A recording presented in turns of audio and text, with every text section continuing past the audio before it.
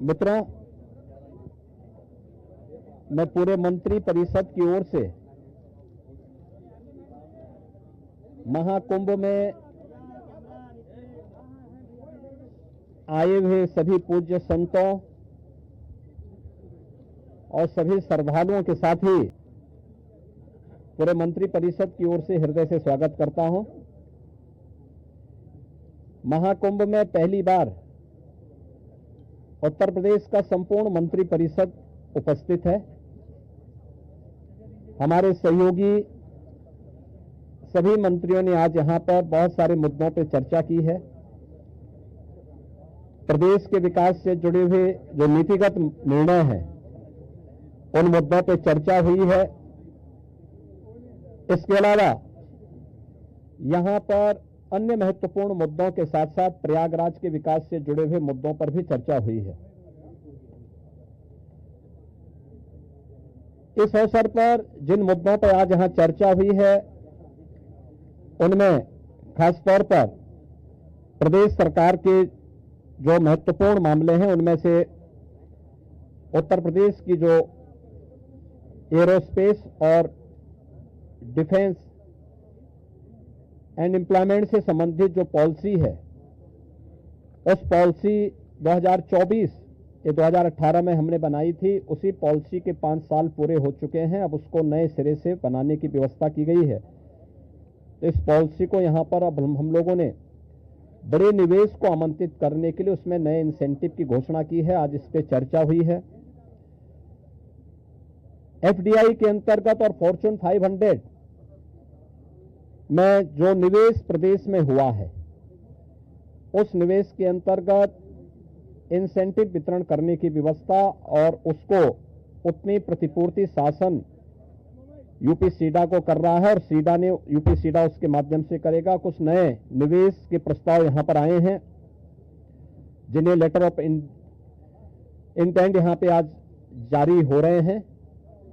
इनमें एक मिर्जापुर का है, 10,000 करोड़ रुपए से अधिक का निवेश का है, एक मुरादाबाद का है और अन्य 2 प्रस्ताव जिन पर आज यहां पर लेटर ऑफ इंटेंट के बारे में चर्चा हुई है। युवाओं को स्मार्टफोन और टैबलेट उपलब्ध कराने की भी स्कीम को यहां पे व्यवस्था दी गई है और यह युद्ध स्तर पर अगले कुछ समय के लिए सरकार ने इसके लिए धनराशि की व्यवस्था की। इसको हम उस कार्यक्रम की भी चर्चा हुई है। बलरामपुर में सरदार अटल बिहारी वाजपेयी जी की कर्म भूमि रही है। उन्हीं के नाम पर जो केजीएमयू का सैटेलाइट सेंटर था उसे मेडिकल कॉलेज के रूप में स्थापित करने और मेडिकल कॉलेज में नेक्स्ट सेशन में उसको संचालित करने का निर्णय लिया गया है। इसके अलावा पीपीपी मोड पर 3 नए जनपदों में मेडिकल कॉलेज के निर्माण की कार्रवाई, जिनमें बागपत, हाथरस और कासगंज, इन 3 जनपदों में नए मेडिकल कॉलेज निर्माण की सहमति पर भी आज यहां पर सरकार ने अपना वो किया है। टाटा टेक्नोलॉजीज के साथ में मिलकर के प्रदेश के अंदर 62 आईटीआई को 5 centre of invention and incubation and training centre की स्थापना के बारे में भी एक नए प्रस्ताव को, जो एक प्रकार का हब एंड स्पोक मॉडल होगा और मॉडर्न एज कोर्सेज के साथ उत्तर प्रदेश के युवाओं को जोड़ने के लिए कार्यक्रम के साथ सहमति भी आज मंत्री परिषद ने यहां पर इस प्रस्ताव को भी दिया है। इसके अलावा प्रदेश के अंदर एक अभियोजन डायरेक्टरेट की घोषणा की भी व्यवस्था मंत्री परिषद ने उसको अपनी सहमति दी है और प्रयागराज, वाराणसी और आगरा, ये जो म्युनिसिपल कॉरपोरेशन है हमारे, इन 3 महत्वपूर्ण म्युनिसिपल कॉरपोरेशन में तीनों के बॉन्ड जारी होंगे। अब तक हमने लखनऊ और गाजियाबाद के बॉन्ड जारी किए थे जिसके बहुत अच्छे रिजल्ट सामने आए हैं। यह म्युनिसिपल कॉरपोरेशन की ब्रांडिंग करने का, उसके विकास को आगे बढ़ाने का एक महत्वपूर्ण माध्यम होता है और एक नई दृष्टि मिलती है और एक पहचान मिलती है संबंधित कॉरपोरेशन को। यहां पर आप प्रयागराज के महत्व को आप देख रहे हैं। वैश्विक मंच पर इस समय हमारा प्रयागराज छाता हुआ दिखाई दे रहा है। जिस श्रद्धा के साथ पिछले एक सप्ताह के अंदर 9.25 करोड़ से अधिक श्रद्धालुओं ने संगम में आकर के पावन स्नान का आनंद लिया है, अनुभूति की है, वह यानी अविस्मरणीय है, अकल्पनीय है। तो प्रयागराज म्युनिसिपल कॉरपोरेशन प्रयागराज के लिए एक सुपर स्पेशलिटी हॉस्पिटल के लिए एक बॉन्ड जारी करने जा रहा है। ऐसे ही आगरा के लिए एक बॉन्ड जारी होने जा रहा है।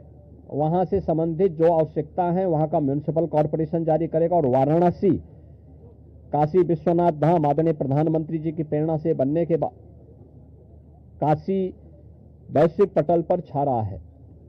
तो स्वाभाविक रूप से 3 म्युनिसिपल कॉरपोरेशन के बॉन्ड जारी करने की कार्रवाई को भी यहां पर आज घोषणा के साथ हम लोगों ने इसको जोड़ा है।